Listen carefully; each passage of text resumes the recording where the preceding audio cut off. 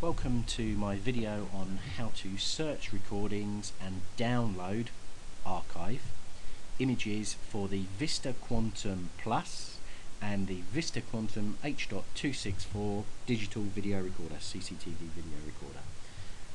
If you want to have a look at some of our other videos, there are how to add users for the Vista Quantum Plus, which you'll also find quite useful. Okay, we're going to do it today using the web browser, so I haven't got to load any additional software onto my computer in order to do it. I'm going to do that opening up a web page, putting in the IP address of the unit. It's worth noting that if your web browser is locked down, you will need to add it into your trusted sites. It's very easy to do. You just go into the internet options for Internet Explorer, click on security, go into your trusted sites, click on sites, add that IP address, make sure that's on low, and then it will be in there. I think you may have to restart the browser, just close the browser down and put it back up again. But basically that means that when I put in the IP address and click OK, it'll actually come up with this window, which is the Vista Quantum Viewer. Okay, so I now have to put in my username and password. I'm going to use the admin username, but please bear in mind that only one user can connect at a time on one username. So a number of different users can actually connect to the CCTV together and we can see images all together. But if somebody else, if I'm connected using admin username, nobody else can actually connect in using that admin username while I'm connected. It won't let them.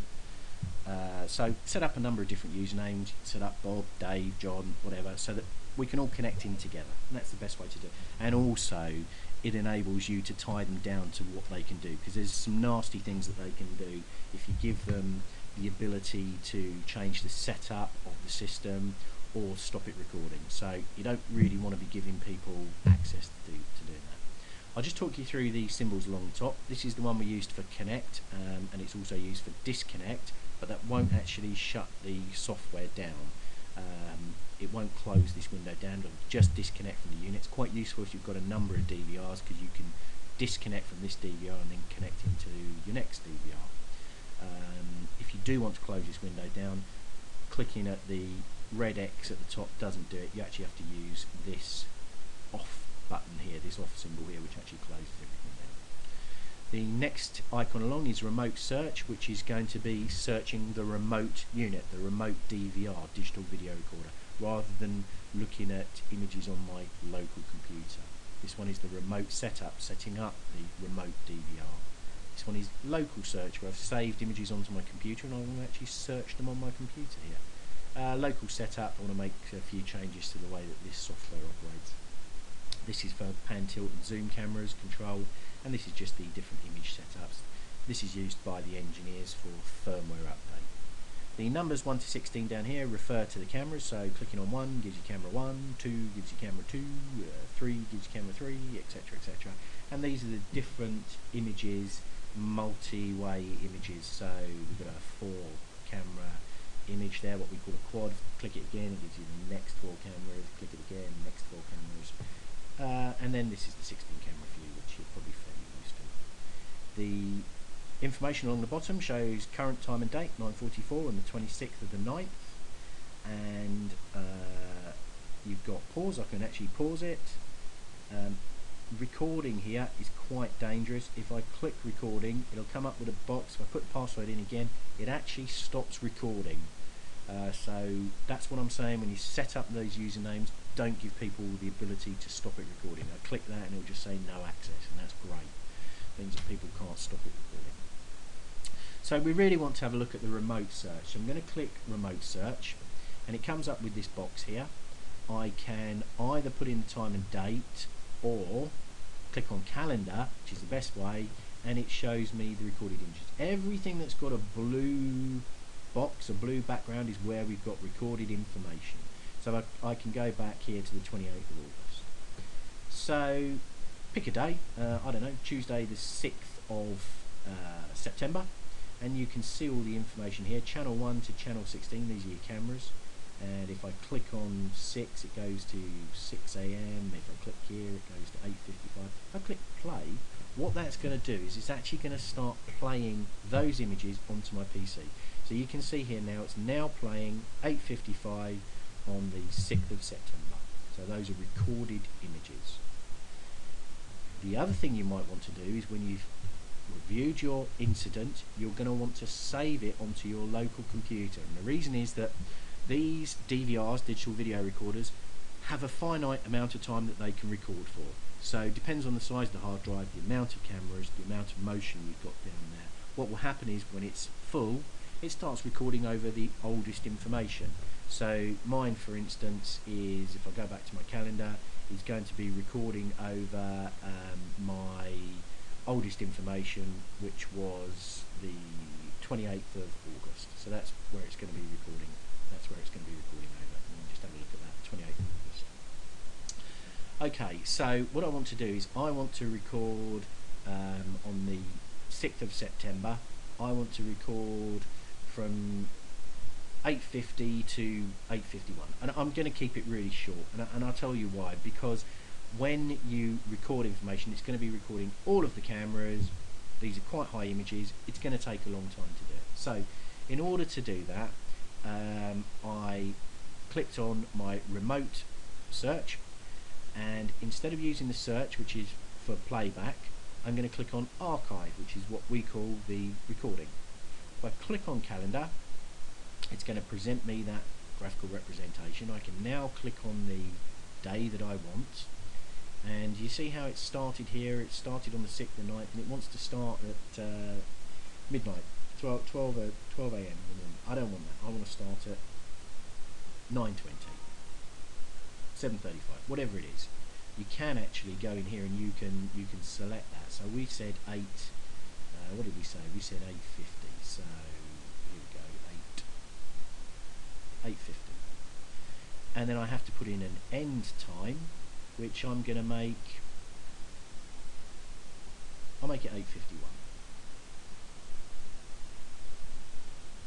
You even have control down to the second. So let's make it 8:51 and 7 seconds. Okay, so it's now got a finite start and stop time and a date. The next thing we need to do is click calculate, because it's going to give you an idea of how big it is.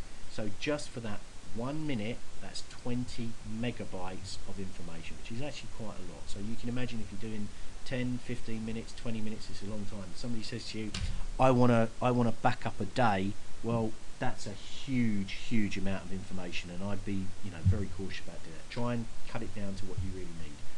Or you can even cut it down to the cameras you want. So rather than having all of the cameras, you can go in here and you can select the cameras that you want. But I'm just going to stick with selecting all of the cameras. So I go back into there. What do we say? 6th of August, and I wanted from 8 AM,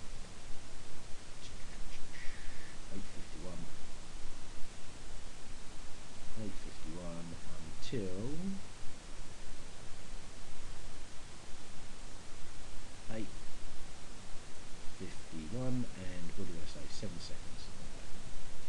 Okay, calculate it. Comes up with the information. I think it was about 20 megabytes, wasn't it? Ooh, 2 megabytes. That suggests to me, yeah. In unselected when I clicked on there, because the default for it obviously is that they're all selected.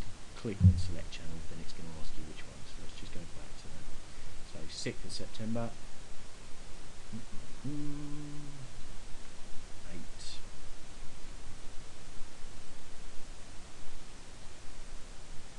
8:51 until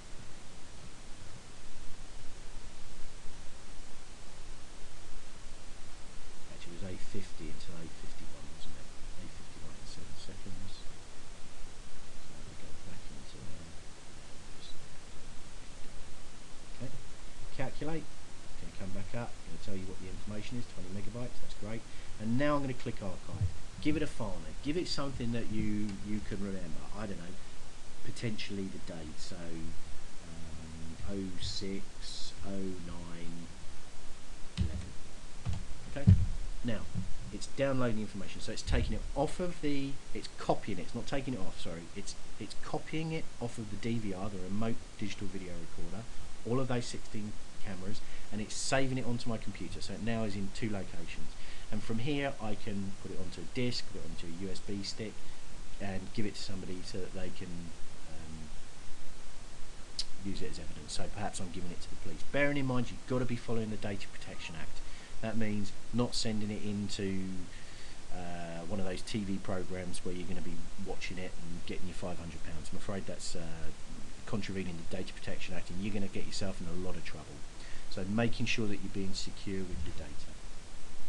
Where does that save to? Well, it saves onto your C drive into a folder that is within the QT player folder. So it's on your C drive, QT player, and within QT player is download, and it's in here. And these are all my downloads. And if we sort these into date order, you're going to see there is the information 06, 09, 11. There's a number of different items in here. There's the index, which helps the system know what it's been recorded. There's the actual video, and then there's the audio, because the system has the ability to record audio as well. So you would save those 3 files onto USB and give them to the police. The police generally have the players for these, but if you wanted to give it to somebody to enable them to have a player as well, then you would need to give them the player, which can either be downloaded or you can actually take it off of your system, believe it or not. But perhaps I'll do a different video for that.